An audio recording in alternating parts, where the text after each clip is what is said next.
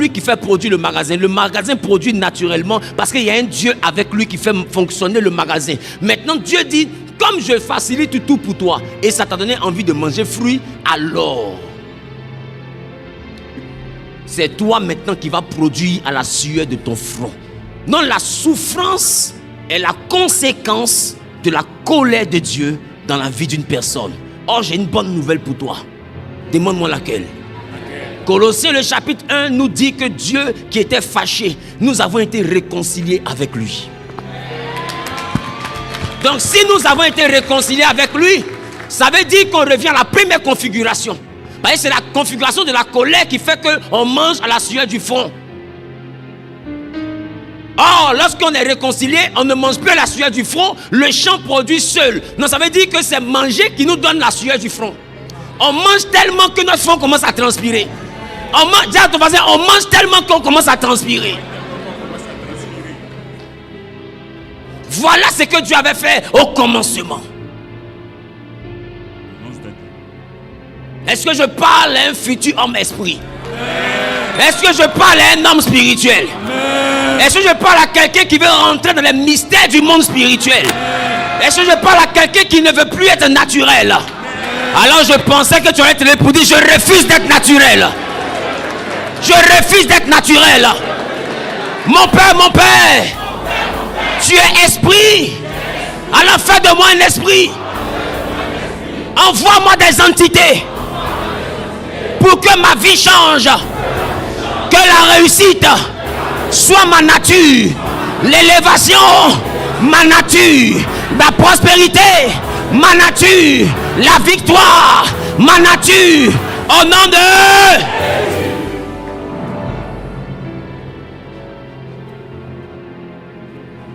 Puissants en force, mais non autonomes. Les anges sont puissants en force, mais ils ne sont pas autonomes. Être autonome veut dire quoi? Ça veut dire fonctionner seul. Et quand je parle des anges, asseyez-vous bien. Je parle des anges tant de lumière comme de ténèbres. Ils sont puissants, mais ils ne sont pas autonomes. Ah oui, ça aussi tu ne savais pas. On arrive à là tout à l'heure. Puissant, mais pas autonome. C'est la raison de son incapacité. Or ton Dieu te dit, rien ne t'arrive si lui n'a pas permis. C'est-à-dire que même le diable, son action n'est pas autonome. Avant que son action ne se déclenche, il y a la permission qui dépend de toi, ton Dieu d'abord. Le diable ne fonctionne pas seul. Et quand Dieu ne déclenche pas l'action, Satan se promène, il fait comme s'il ne t'a pas vu. C'est ça qu'on appelle le livre de Job. Quand Dieu ne déclenche pas l'action, Satan se promène, il fait comme s'il ne t'a pas vu. Sinon, il te voit bien. Et c'est Dieu qui lui demande, as-tu remarqué Job? Il dit, comment je fais pour ne pas le voir? Mets ta main sur lui. Comme s'il ne te voit pas. Parce qu'il sait que le non ok, l'absence du ok de Dieu envoie la main de Dieu à rester sur la vie de celui dont on n'a pas encore donné le ok. Donc Satan connaît la main. Quand il voit, il sait qu'il est puissant. Mais comme il n'est pas autonome, là où il voit la main de Dieu, il n'a rien à faire. Alors il bouge. Qu'est-ce que je suis en train de dire? En fait, c'est un monde qui est organisé. Les démons regardent. Quand ils voient la main, ils ne touchent pas. Les anges regardent. Quand ils voient la main, ils protègent.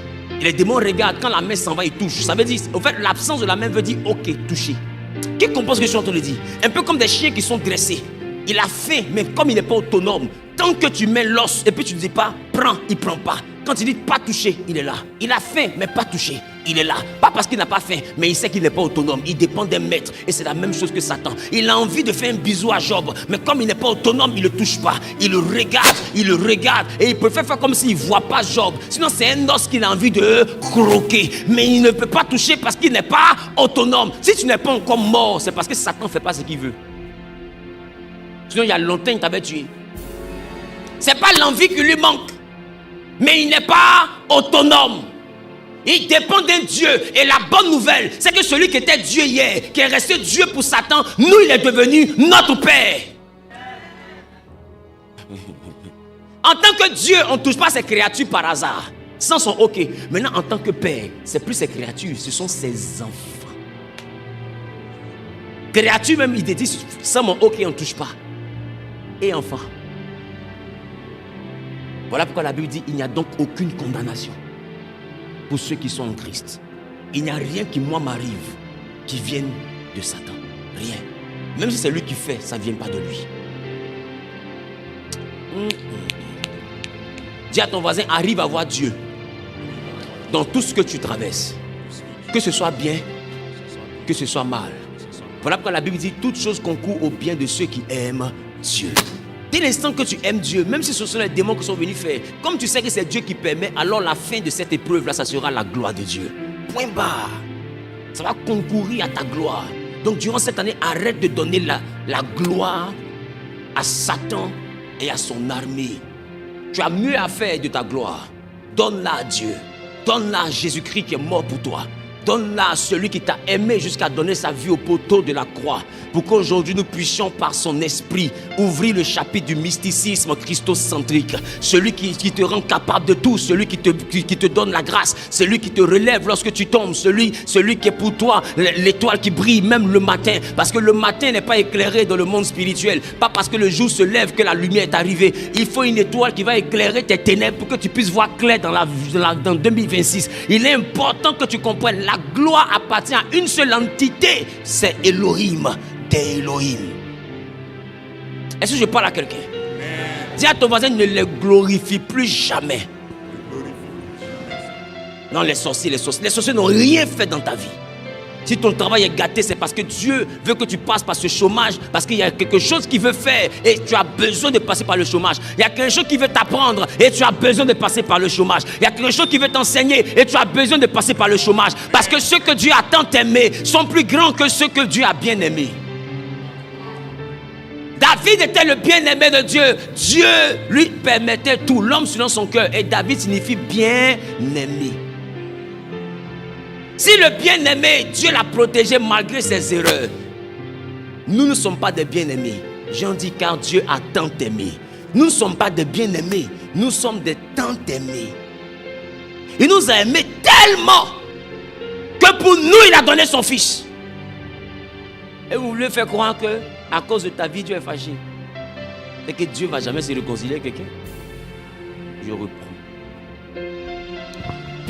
Deuxième petit point. Leur puissance n'est pas auto-générée. Leur puissance n'est pas auto-générée. Donc quand les anges n'ont pas l'approbation de Dieu, ils manquent de puissance. Qui comprend ce que je suis en train de dire? Je vous donne l'exemple dans le ciel. Qui était le chérubin protecteur, le plus puissant de tous les anges? Lucifer, non? Il s'est levé, il sera comme qui? Il va prendre la place de qui? Pourquoi? Parce qu'il était puissant. Et il sait qu'il n'y a personne comme lui parmi les créatures du ciel. Ça veut dire qu'il a tellement de puissance qu'il sait qu'il peut battre n'importe quel ange. Or, les chérubins sont au-dessus des archanges. Est-ce que je parle à quelqu'un? Les chérubins sont au-dessus des archanges. Et Michel est un archange. Donc, c'est-à-dire qu'en puissance, il est plus faible. Il est moins équipé que Lucifer. Mais je te dis, leur puissance n'est pas auto-générée. Donc, ce n'est pas eux qui créent leur puissance. Alors, lorsque Satan était orgueilleux, il a cru que sa puissance venait de lui-même. Il s'est dit, je vais prendre ma puissance pour aller. Et quand il s'est engagé dans le combat, puisque Dieu a fait des anges, des êtres qui ne sont pas autonomes, il a commencé à manquer de puissance. Il a tellement manqué de puissance que Michael, qui était son petit frère en puissance, a commencé à monter en puissance. Parce que la puissance est donnée par celui qui rend puissant. Donc Dieu a commencé à débiter Satan en puissance et il a commencé à créditer Michael en puissance. Et Satan est étonné. Michael, dans le bras de fer, commence à pencher son bras. Il dit, je rêve ou quoi? Normalement, je suis plus fort que lui. Et il n'arrive pas à comprendre. Son orgueil l'envoie à s'entêter. Il essaie de se concentrer, mais plus il se concentre, plus Michael devient fort. Parce que Michael est alimenté par la source intarissable. Et quand Michael l'a vaincu, Michael l'a soulevé, Michael l'a jeté. Ce n'est donc pas la capacité. La force des esprits est auto-générée par le chef des esprits. Ce qui fait David contre Goliath. Goliath est puissant, mais la force ne dépend pas, n'est pas auto-générée. Donc du coup, sans puissance, David a tué Goliath. C'est le même signe. Pour dire que si Dieu est avec vous, ce n'est plus une affaire de puissance. Puisque c'est lui qui gère la puissance. Et que la puissance ne s'auto-génère pas. Alors il vous dit, ne vous inquiétez de rien. Les Égyptiens que vous voyez, vous ne les verrez plus jamais. Parce que ce n'est pas vous qui générez la puissance. Ils pensent que la puissance est de leur côté. Mais plus ils vont s'avancer, plus ils vont manquer de puissance. Alors Dieu ouvre la mer et ils rentrent avec leur puissance. Et toi tu cours avec ton impuissance. Mais ils ne savent pas que c'est ton impuissance qui est la source de ta puissance. Voilà pourquoi Paul dit, ma faiblesse est l'origine de ma force. Alors quand je suis faible, c'est alors que je suis fort. Et eux ils ont commencé à courir après des faibles. Et plus ils courent, leur puissance diminue. Plus ils courent, leur puissance diminue. Laisse les ennemis te poursuivre. La Bible dit, ils te feront la guerre. Ils ne te vaincront pas. Parce que cette guerre est faite pour diminuer leur puissance et faire grandir ta puissance. Je veux dire à quelqu'un qui m'entend, 2026, c'est le terrain de la manifestation de la gloire de Dieu dans ta vie. Tu n'as pas dit amen. Yeshua. Donne un amen puissant à Jésus-Christ.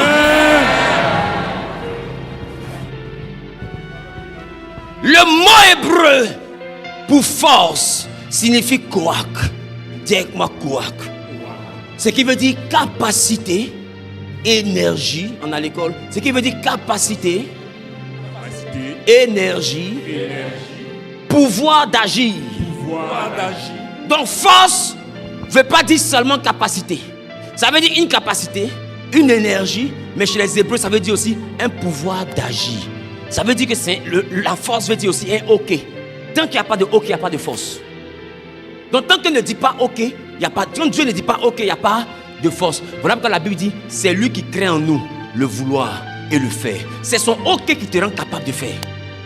Tant qu'il n'y a pas le OK, tu manques de force. Qui comprend ce qu'ils sont en train de dire? Tu peux être fort, mais le jour où Dieu ne te donne pas le OK, tu manqueras de force. C'est pourquoi même ceux qui ont des gris-gris, le gris fait disparaître. Mais le jour où Dieu ne donne pas le OK, il ne disparaît pas. On dit ça l'a laissé. Parce qu'en réalité, le gris-gris a manqué de force. Parce que toute force n'est pas auto-générée. Sinon le gris-gris allait être capable de te faire disparaître. Si tu n'as pas disparu, c'est parce que le gris-gris a manqué du OK. Le gris-gris a manqué de celui qui crée le vouloir et le faire. Non, il veut, mais il ne peut plus faire. C'est pourquoi j'ai dit, vous ne connaissez pas le Dieu que vous avez comme Père. Vous ne le connaissez pas. Donc j'ai un problème avec vous. Vous ne le connaissez pas. Et j'espère avoir le temps de vous faire connaître ce Dieu avant le temps. C'est la raison pour laquelle vous me voyez accélérer dans ces messages. Parce que j'espère avoir le temps de vous faire connaître ce Dieu avant le temps. Parce qu'un temps des temps est la moitié d'un temps.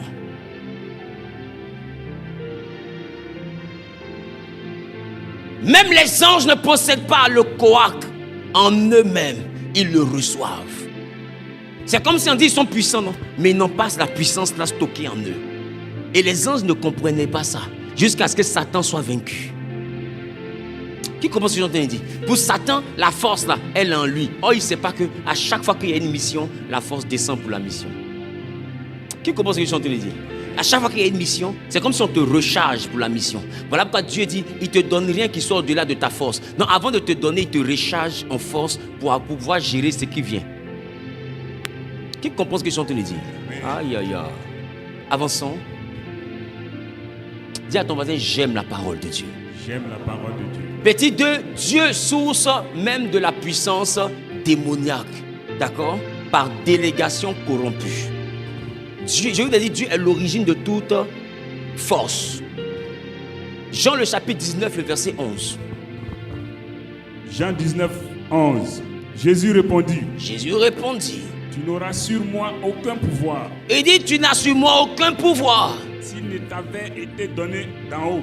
S'il ne t'avait été donné d'en haut. C'est pourquoi celui qui me... Est-ce que vous comprenez ce que Jésus dit?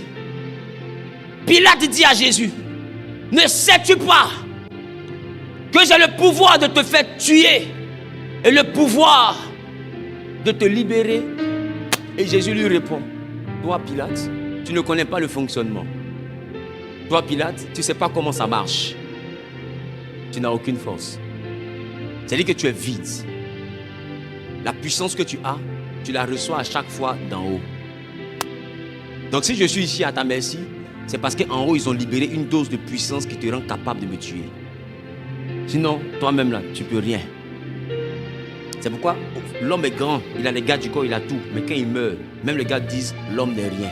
Parce que cette puissance qui faisait de lui un grand homme charismatique avec tous ces cortèges là, c'était une puissance qui venait d'en haut. Quand en haut retire sa puissance, l'homme tombe même quand il est président et puis il est mort. L'homme tombe même quand il est roi et puis il est mort. Parce que toute puissance qui nous maintient debout et qui nous fait monter nous vient d'en haut.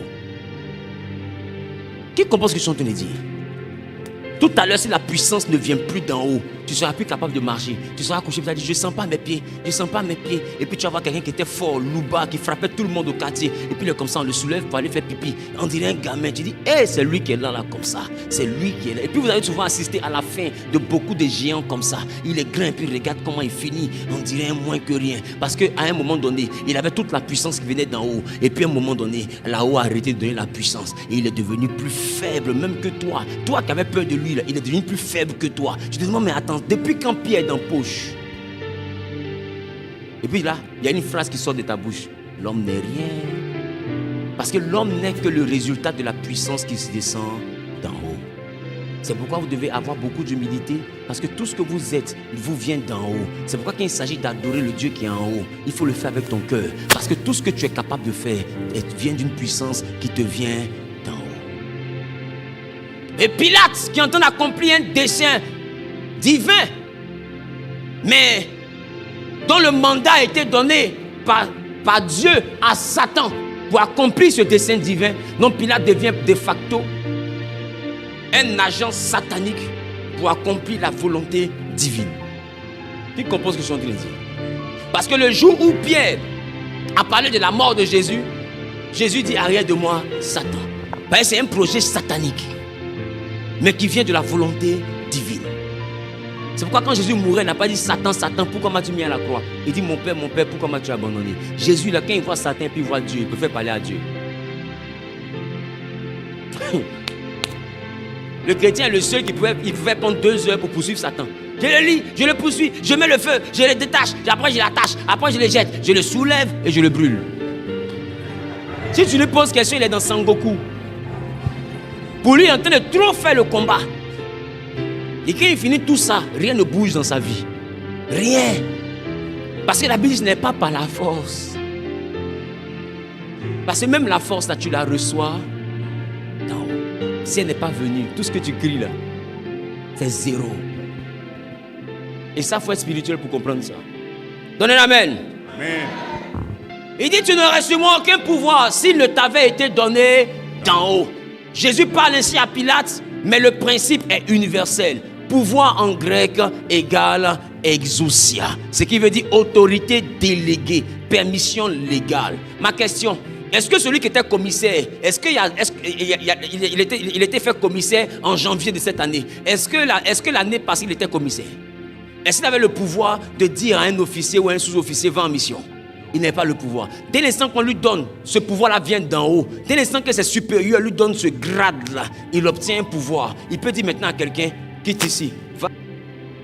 Et puis le gars lui répond, à vos autres chefs. Quitte ici, viens ici, à vos autres chefs. Et puis après, il commence à s'habituer à avoir le pouvoir. Et puis un jour, il commence à prendre le pouvoir là pour faire ce qu'on ne lui a pas donné comme ordre venant de là-haut. Et là-haut, on peut dire, je t'avais donné le pouvoir, maintenant je te déshabille. On enlève le pouvoir, on enlève le grade. Lui qui était commissaire tout puissant, même un sous-officier peut le soulever et puis le jeter en prison.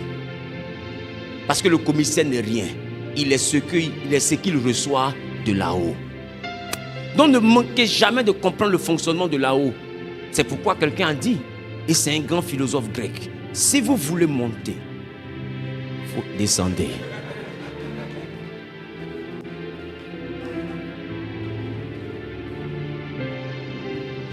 Il s'appelle Zawistote. C'est un grec. Il a vécu dans les temps anciens.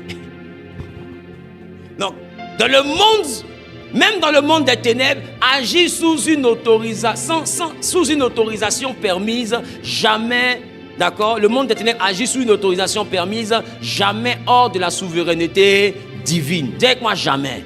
Jamais. Jamais. Tu sais pourquoi ils ne font plus ça? Parce que la première fois Ils se sont levés, ils se sont dit, bon, on est fort, on va aller faire. C'est quand ils sont allés faire qu'ils ont vu que plus ils font, ils manquaient de force. Plus ils se sont entêtés, on les a bastonnés, on les a chassés. Depuis ce jour, ils ont compris que on dirait que ça ne marche pas comme ça. On pensait qu'on était fort, l'enfant là nous a frappés, il nous a chassés du ciel. Ça veut dire que papa a mis quelque chose qu'on n'a pas décodé vite. Donc on ne commet plus cette erreur. La première erreur qu'ils ont commise là, ça a créé l'enfer. Et la deuxième erreur, c'est la raison pour laquelle Satan ne veut même pas s'aventurer à créer une deuxième erreur. Maintenant, quand il voit la main de Dieu, il ne touche pas. Quand il voit Dieu quelque part, il dépasse. Quand Dieu dit touche, il touche. Et même Satan est devenu obéissant. Parce que la première erreur, ça a inventé un concept qu'on appelle l'enfer. Alors, s'il fait la deuxième erreur, Dieu va créer quoi? Parce que l'enfer, lui-même, Satan, il était incapable de penser que c'est possible. Il s'est dit que le feu, ça appartient aux hommes. Mais il était incapable de penser qu'il y a un feu éternel qu'on peut créer, où on peut te le mettre, et puis il va souffrir pour l'éternité. Pour lui, il est éternel, il n'y a plus rien que Dieu peut faire. Dieu lui dit, ah, je ne peux rien faire, non. Attends, il a créé un truc, tu vas voir quoi dedans. Donc, si la première fois, il a créé l'enfer, la deuxième désobéissance, Dieu va créer quoi? 1 Corinthiens chapitre 8, le verset 5 au verset 6. Car s'il est des êtres qui sont appelés Dieu, soit dans le ciel, soit sur la terre, comme il existe réellement plusieurs dieux et plusieurs seigneurs. Regarde, Paul dit, car s'il est des êtres qui sont appelés Dieu, soit dans le ciel, soit sur la terre. Paul dit, il y a des êtres qui sont appelés Dieu dans le ciel. Et il a mis Dieu un petit D, X à la fin. Il dit, il y a des êtres qui sont aussi appelés Dieu sur la terre. Il y a des dieux dans le ciel, il y a des dieux sur la terre. Ne vous y trompez pas, il n'y a pas un seul Dieu. Et Paul confirme, il dit, soit sur la terre, comme il existe réellement plusieurs dieux. Donc Paul confirme l'existence de plusieurs dieux. C'est pas moi, hein, vous ne me regardez pas mal. Il faut regarder Paul. Paul confirme l'existence de plusieurs dieux. Parce qu'il dit, car il en existe réellement plusieurs dieux et plusieurs seigneurs. Poursuis. Néanmoins, il dit, même s'il y a plusieurs dieux et plusieurs seigneurs, néanmoins, pour nous, il n'y a qu'un seul Dieu. Il n'y a qu'un seul Dieu. Dis quoi, il n'y a qu'un seul Dieu. Il n'y a qu'un seul Dieu. Le Père de qui viennent toutes choses et pour qui nous sommes, et un seul Seigneur, Jésus-Christ. Alléluia. Paul dit, pour nous, il y a un seul Dieu qui est le Père de qui vient toute chose. Qui de qui, c'est la source qui déclenche toute chose. C'est-à-dire que toutes choses, tous les dieux dans le ciel, sur la terre, sont alimentés par un seul, que nous on appelle Dieu. C'est le seul là que nous on reconnaît comme Dieu. On ne reconnaît pas les autres petits dieux. C'est-à-dire que dans vos villages là, les démons qui sont là, c'est des dieux. Qui comprend ce que je suis en train de dire? Ce ne sont pas, en fait, c'est pas ton Dieu, mais ce sont des dieux. Paul dit, il y a effectivement des dieux sur la terre. Cependant, nous avons un Dieu, et ce Dieu-là, il est l'origine de toutes choses. C'est lui qui rend tout le monde capable. C'est pourquoi Colossiens dit, toutes choses subsistent en lui. Et rien de ce qui est fait sans lui. C'est pas ce que Jean dit. Jean dit, en elle était la vie, et cette vie était la lumière des hommes. Mais au commencement était la parole. Elle était avec Dieu, elle était Dieu. On dit toutes choses. Quand on dit tout là, ça dit quoi? Tant ce qui est dans la lumière que ce qui est dans les ténèbres. Tout a été fait par lui, par Jésus-Christ. Et rien de ce qui a été fait n'a été fait sans lui. Il faut comprendre. Notre Dieu est l'origine de toutes choses. C'est pourquoi adorer le Dieu d'Abraham, c'est faire le meilleur choix. On n'a pas dit que les Kémites n'ont pas de Dieu. On n'a pas dit que ça ne marche pas dans les traditions africaines. On n'a pas dit que le fétiche est quelque chose de trop abominable. On n'a pas dit que ça ne donne pas de résultats. On dit, nous on préfère adorer le Dieu de qui toute chose provient. On dit, au lieu d'aller chez les vendeurs, là, on s'en va chez le grossiste. Des questions. Donc, qu'est-ce qui te fait mal? Nous, on ne va pas là-bas, pas parce qu'on vous condamne. On sait. Écoutez, voilà pourquoi même le féticheur, quand il finit, il dit c'est si Dieu le veut. Il te dit, ah, nous on a fait notre part. Maintenant, Dieu va décider. Lui-même te dit ça, ça te dit rien. C'est-à-dire que même ton sacrifice, ça ne prend pas si Dieu a dit, il ne veut pas. Si Dieu dit, il ne veut pas, il n'y a pas de mouton, il n'y a pas de taureau, il n'y a pas de bœuf, il n'y a pas de chameau, il n'y a pas l'homme qui a te sortir d'un problème. Il n'y a pas. C'est pourquoi les rois ont été souvent très puissants, avec des esprits, avec des féticheurs, avec des tout. Mais quand Dieu a dit c'est fini, c'est fini. Regardez Mobutu, le jour où Dieu a dit c'est fini, c'est fini. Regardez Kadhafi, le jour où Dieu a dit c'est fini, c'est fini. Il a été tué comme un vulgaire voleur, comme n'importe qui dans la rue. On dirait un voleur qu'on a attrapé à Sojefia. Ou bien à Sikoji, ou bien à Bobo. Et puis là, ils sont en train de le lyncher. Le grand Kadhafi, on le dit comme ça. Qu'un enfant de rien du tout le gifle. Avant, tu peux lever ta main jusqu'à le gifler. Si c'était le pouvoir que tu as reçu de Dieu. Tu es sûr que celui qui a giflé la première fois, je suis sûr que quand il a giflé Kadhafi, il n'a pas tremblé. Après, quand il a fini de le gifler, il a dit et si ça change? Parce que tu ne vas pas croire. Mais quand le pouvoir vient d'en haut, même le puissant devient faible. Qui comprend ce que je suis en train de dire? Nous avons décidé d'adorer ce Dieu-là, de qui vient toute puissance. Quel est votre problème avec nous? On n'a pas dit que vous n'avez pas de résultats. Nous reconnaissons, la Bible reconnaît. Arrête de faire les débats pour dire qu'il y a un seul Dieu. Non, il y a plusieurs dieux. On est d'accord avec ça. Mais nous, on dit on adore le Dieu qui donne la puissance à tous les dieux.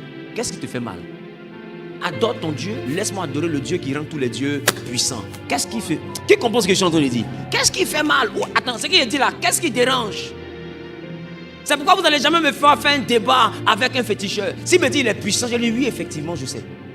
Je sais que tu es puissant. Je sais. Vous avez des dieux aussi. Et vos dieux ont la puissance. C'est Dieu qui les rend capables d'être puissants. Je sais. Sauf que ce que tu as là, moi, ça ne m'intéresse pas. Voilà, parce que je connais le grossiste. Donc ton pantalon est joli. Tu as payé ça à 500 000. Je suis d'accord, c'est le prix au supermarché. Mais moi, je connais où on vend ça à 8 000. Des questions? En Chine, où tu as payé là, je connais là-bas. Je peux partir en Chine pour aller payer les 500 000 là, balles. Qu'est-ce qui te fait mal?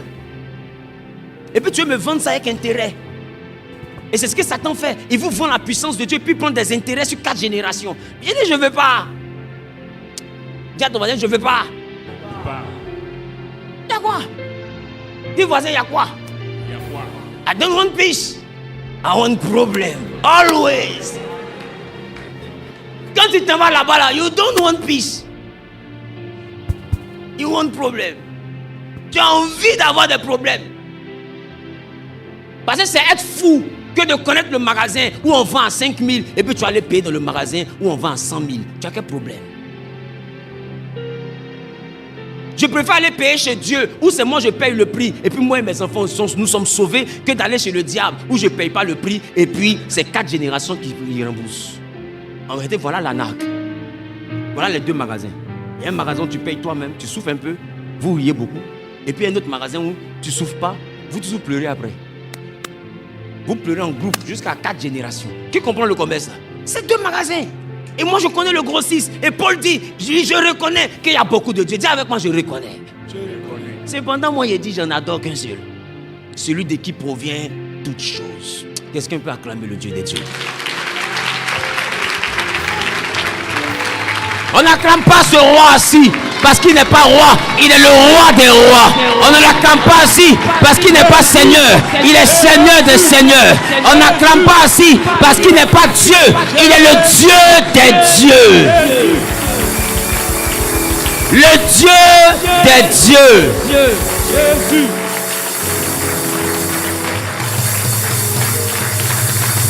Et c'est lui qui est l'initiateur de ce que j'appelle le mysticisme christocentrique. Asseyez-vous s'il vous plaît. Je reconnais qu'ils ont des dieux, mais le mysticisme christocentrique est basé sur le Dieu de qui provient toute chose. Ça veut dire qu'il y a beaucoup de choses, vous voyez le diable faire, il n'a pas créé, c'est une photocopie. Ça ne provient pas de lui. À la masterclass des hommes d'affaires, je vais leur expliquer comment un chrétien peut utiliser des canaries.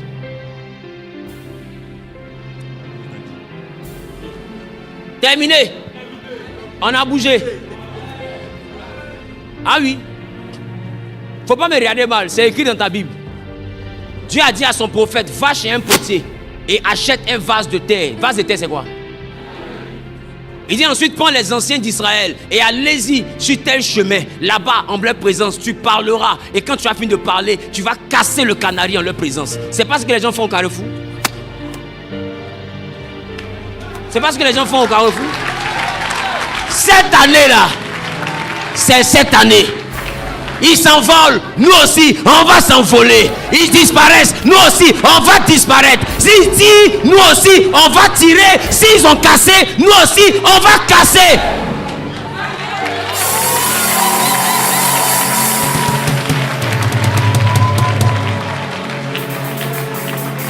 Que Dieu te bénisse, mon ami. Le problème, c'est que les gens viennent faire n'importe quoi devant vos magasins et vous ne savez pas comment riposter. Trouvez-lui la place devant. Peu importe qui va se lever. Mettez-la sur ma chaise. Faut que Dieu me donne son âge aussi. Regardez! Vous êtes mystiquement faible. C'est pourquoi les gens ont joué à vous. Et on vous a appris qu'il y a des actions spirituelles qui sont démoniaques. Qui a dit? C'est écrit dans votre Bible, sauf qu'ils ne connaissent pas. Ou bien ils connaissent, mais ils ne veulent pas prêcher ça. C'est quelle mauvaise foi ça. Et puis vous faites les gens cotisent dîmes, offrandes, prémices, rachats. Vous savez très bien qui doit casser canaries. Hein. Vous dites non, les canaries c'est satanique. Maintenant c'est l'huile d'olive qui est biblique. Maintenant voici huile aussi, on met sur nous. Ça nous rend pas loin, ça nous rend huileux. Nos visages brillent. Même si notre Dieu est le soleil de justice, et ça dit que notre visage doit ressembler au soleil. C'est quoi tout ça là même? Donne un amen bien. Qui aime la parole de Dieu? Ah, je dis, la parole de Dieu, c'est doux. Les gars, je prophétise. Qui c'est que je prophétise? Je prie, malade est guéri. Mais je préfère m'attarder sur la parole parce que l'ange m'a appris à aimer la parole de Dieu. Écoute, depuis que les anges m'ont montré la parole de Dieu pendant 3 soirs dans les rêves, comme dans la mathématique, quand je suis sorti de ces rêves-là, la parole de Dieu est devenue autre chose dans mes yeux. Et plus je monte, plus je deviens autre chose. Et depuis moi, je vous dis, je sens que je suis dans une nouvelle saison. Qui remarque que mes enseignements ont bougé? Je sens qu'il y a une autre onction qui est venue. Il y a quelque chose d'autre. Prédication qui vient maintenant. Qui s'asseye bien. Parce que je vais pas parler, cette année je ne parle pas des choses d'en bas. Jésus a dit à Nicodème, je te parle des choses d'en bas, tu ne comprends pas. Et quand je vais te parler des choses d'en haut, en fait je vais donner des messages que l'église ne peut pas comprendre. Parce que l'église parle un peu trop des choses d'en bas. L'église parle trop de mariage. L'église parle trop de commerce. L'église parle trop de foyer. L'église parle trop d'amitié. Il faut savoir qui tu marches. On s'en fout de qui on marche. Je dis, l'église parle trop des choses inutiles. Il faut savoir garder ton argent et il faut savoir investir. Mon ami, si tu es coach ou bien tu es un marketeur, il faut nous expliquer. L'église ne parle pas d'esprit. Pourquoi? Les messages d'en haut ne sont pas prêchés. Vous savez pourquoi? Parce que peu de chrétiens sont spirituels. Donc ils ne connaissent pas en haut. Ils connaissent qu'en bas. Ils ne connaissent pas. Ce n'est pas leur faute. Ils ne connaissent pas en haut. Beaucoup ne connaissent pas le monde d'en haut. Beaucoup ne sont jamais sortis de leur corps et puis sont pasteurs depuis 30 ans. Comment tu fais pour connaître le monde d'en haut si toi-même tu n'es jamais sorti de ton corps? Il y a un problème.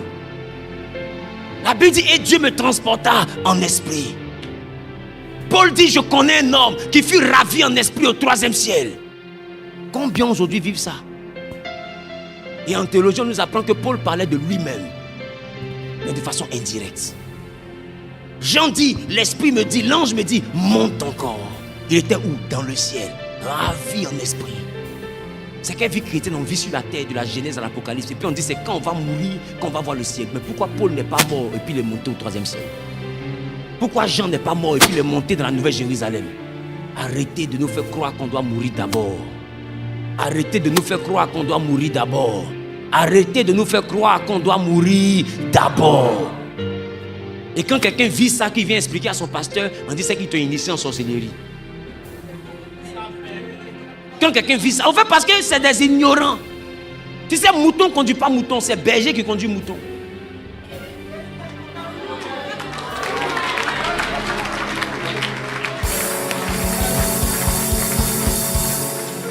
C'est pourquoi je dis, de toute façon, vous m'avez attaqué là, vous m'avez énervé. C'est maintenant que j'ai prêché. C'est maintenant que j'ai prêché.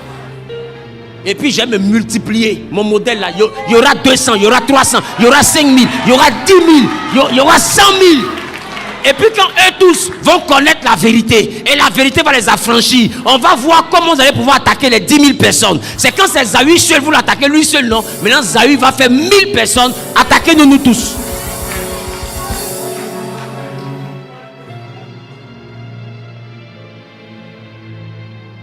Un Corinthien, chapitre 8, le verset 5 au verset 6. Que dit la parole de Dieu? Car S'il est des êtres qui sont appelés Dieu. S'il est des êtres, réponds ça. Dis avec moi. S'il est des êtres. S'il est des êtres qui sont appelés Dieu. Qui sont appelés Dieu. Soit dans le ciel. Soit dans le ciel. Soit sur la terre. Soit sur la terre. Comme il existe réellement. Dis avec moi, comme il existe réellement. Comme il existe réellement. Plusieurs dieux et plusieurs seigneurs. Plusieurs dieux et plusieurs seigneurs. Répète s'il te plaît. Plusieurs dieux et plusieurs seigneurs. Maintenant la partie, il faut confesser ses foi. Allons-y. Néanmoins. Dis avec moi, néanmoins. Lève-toi. Dis avec moi, il existe plusieurs dieux. Il existe plusieurs seigneurs. Qui sont capables de beaucoup de choses. Néanmoins. Moi, Wifi Damagou Zawi. Pour nous. Oui. Il n'y a qu'un seul Dieu. Dis avec moi, pour moi. Il n'y a un seul Dieu. Oui. Le Père. De qui vient toute chose. Et pour qui nous sommes. Et pour qui je suis. Un seul Seigneur. Jésus-Christ. Par qui sont toutes choses. Et par qui nous sommes. Et par qui je suis. Acclame puissamment le Seigneur. Mettez-vous s'il vous plaît. N'oublie jamais ça. Donc si on te propose d'autres, je ferai dire oui, je sais. Mais pour moi, il y a un seul. Et c'est de lui que vient tout ça. Donc je préfère aller sur l'original que d'aller chez la photocopie. Des questions? Allons à la page 6. Petit 3. Dieu source exclusive de la capacité humaine. Tu as remarqué, on a parlé de la capacité angélique, on a parlé de la capacité démoniaque, on parle de la capacité humaine. Donc Dieu avec moi, Dieu est la source de la capacité humaine. Jean le chapitre 15, le verset 5 nous dit quoi? Je suis le cep. Vous êtes les sarments. Celui qui demeure en moi. Et en qui je porte beaucoup de fruits. Car sans moi, vous ne pouvez rien faire. Alléluia. Amen. J'ai une bonne nouvelle pour vous. Dis avec moi, c'est quoi? C'est quoi, papa? Pendant que je suis en train de prêcher, il m'a dit donne-leur ta prédication. Je suis en train de mettre la prédication sur ma chaîne WhatsApp. Vous n'aurez plus besoin de noter, vous n'allez que m'écouter jusqu'à la fin. J'ai mis toute la prédication sur la chaîne WhatsApp. Allez-y dans votre chaîne WhatsApp. Là, laissez à faire de noter là. Tout ce qui est écrit ici là, vous avez ça en texte sur ma chaîne WhatsApp. Désormais c'est comme ça on va faire. Quand on entend de prêcher, si Dieu me met à cœur, je mets tout là. Là on ne note pas, on écoute seulement. Et puis on lit, on écoute et puis on lit. Dis avec moi c'est école. C'est pas roi des papas qui est là. J'ai dit, la Bible dit une chose. Il dit car sans moi, vous ne pouvez rien faire. Dis avec moi sans Dieu nous ne pouvons rien. Et ça c'est Jésus qui parle. Il entend de dire à ses disciples, sans lui Jésus, ils ne peuvent rien. Qui dit rien là? C'est rien. Ton diplôme ne peut rien faire. Voilà pourquoi tu as diplôme là. Tu fais quoi? En fait, tu as beaucoup de diplômes. Mais quand on demande tu fais quoi dans la vie, tu réponds quoi? Rien. Parce que sans lui, là, tu ne peux rien faire. Je ne sais pas si je parle à quelqu'un. Tu ne peux rien créer sans lui. Sans lui, tu es incapable de faire quoi que ce soit. Est-ce que je parle à quelqu'un? Dis avec moi, sans lui, je ne peux rien faire. C'est pourquoi ta Bible dit, lorsque tu seras riche, puissant, garde-toi de dire dans ton cœur que c'est ma force et ma sagesse, mon intelligence qui m'ont acquis ces richesses. Il dit, souviens-toi de l'Éternel ton Dieu qui t'aura donné la capacité de les acquérir. Ça veut dire qu'il n'y a aucune capacité intelligente, intellectuelle, qui rend quelqu'un riche. Il n'y a aucune force, aucun courage qui rend quelqu'un riche. C'est quelqu'un qui rend quelqu'un riche. C'est une entité. Je peux tout par celui qui me fortifie. Si je peux, c'est parce que je suis continuellement alimenté par une source extérieure. Et si je parle à quelqu'un, c'est pourquoi il dit, souviens-toi de l'Éternel qui t'a donné la capacité d'acquérir ses richesses. C'est pour dire que vous devez savoir, ton résultat ne vient pas de tes efforts. Apprenez à ne plus croire en ça. Ton résultat ne vient pas de tes efforts. Pierre a péché toute la nuit. Ses efforts n'ont rien donné. Mais quand le Dieu des esprits est venu dans sa pêche, ce n'était pas toute la nuit. C'était le premier coup de filet. Quand il a lancé le premier coup de filet avec une entité à ses côtés, la pêche a été miraculeuse. Quand il a lancé toute la nuit sans esprit à côté de lui, la pêche était un échec. Ça s'est passé 2 fois dans sa vie. Dans le commencement de sa rencontre avec Jésus, et lorsque Jésus est mort, il est revenu à la vie. Je veux dire à quelqu'un, sans lui, tu ne peux rien faire. C'est lui qui te dit, va. Il y a l'argent dans la bouche de poisson, tu t'en vas et puis l'argent la sort. Si Dieu n'a pas dit une chose, la chose n'arrive pas. Je ne sais pas si je parle à quelqu'un. Travail, c'est une bonne chose. Mais le travail n'est pas ce que le monde spirituel regarde pour te rendre riche. Le travail, c'est ce que le monde spirituel utilise pour justifier la richesse qu'il te donne. Il faut bien qu'on explique d'où vient ton argent. Alors Isaac est planteur. La Bible dit il a planté, il a moissonné le centuple. Est-ce que c'est normal ça? On doit moissonner 1 tonne, toi tu moissonnes 100 tonnes. Est-ce que c'est normal? Mais est-ce qu'on peut le mettre en prison? Non. Pourquoi? Parce que son champ est là. Tu sais que c'est pas normal, mais est-ce que c'est pas avocat? C'est sa faute. Est-ce que c'est lui qui fait sortir avocat, c'est avocatier? Point barre. Donc, puisqu'il a travaillé, ça justifie son argent. Et cet homme est devenu riche. Il est devenu de plus en plus riche, jusqu'à devenir fort riche. Et la Bible dit, à un moment donné, cet homme va être chassé par le roi. Le roi va dire, tu es devenu plus riche que nous tous, sors de chez nous. On le chasse à cause de sa richesse. Et Isaac s'en va chercher à faire un puits pour avoir de l'eau. Le chrétien ne sait pas que partout où il vit là, il faut qu'il ait de l'eau. Il va chercher à avoir de l'eau. Le dimanche prochain, je veux parler de l'univers aquatique et des entités de l'eau. En fait, je vais prêcher ce message mais sous une autre forme.